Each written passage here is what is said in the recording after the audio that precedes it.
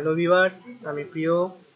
আজ আমার এই টিউটোরিয়ালে আমি আপনাদের দেখাবো কিভাবে আপনাদের পছন্দের ফোল্ডার আপনাদের পছন্দের কালার দিয়ে সাজাতে পারেন। খুব একটা সিম্পল ট্রিক। আপনাদের পিসি থেকে যে কোনো একটি ব্রাউজার ওপেন করুন। ওপেন করার পর টাইপ করুন softorino.com/products, যেটা অলরেডি চলে আসছে। জাস্ট এখানে একবার ক্লিক করুন। ক্লিক করলে আপনারা একটা ওয়েব পেজ দেখতে পাবেন, যেটা এখানকার মতো। আর একটু নিচে আসলে দেখবেন সেখানে লেখা আছে ফোল্ডার কালারাইজার, আর নিচে লেখা আছে ফ্রি ডাউনলোড। এটা অবশ্যই ফ্রি, এখানে কোনো ডলার লাগতেছে না, জাস্ট ফ্রি ডাউনলোড। এখানে ক্লিক করুন।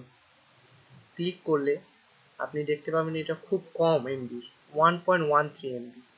Just start download. ডাউনলোড হয়ে গেলে ওপেন করুন। ওপেন করে ইনস্টল করুন।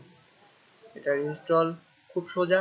এখানে আপনার কোনো লাইসেন্স লাগবে না, কোনো ক্র্যাক ফাইল লাগবে না, জাস্ট সিম্পল ইনস্টল। আমার মনে হয় আমাদের সফটওয়্যারটি ইনস্টল হয়ে গেছে। এখন আমরা দেখব এটা কিভাবে কাজ করে।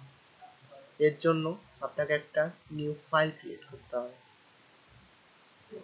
ফাইল ক্রিয়েট করার পর আপনি এটাকে দেখেন আপনার কোন কালার দেওয়া যায়, আপনার পছন্দের কালার দিয়ে আপনি সাজিয়ে তুলুন।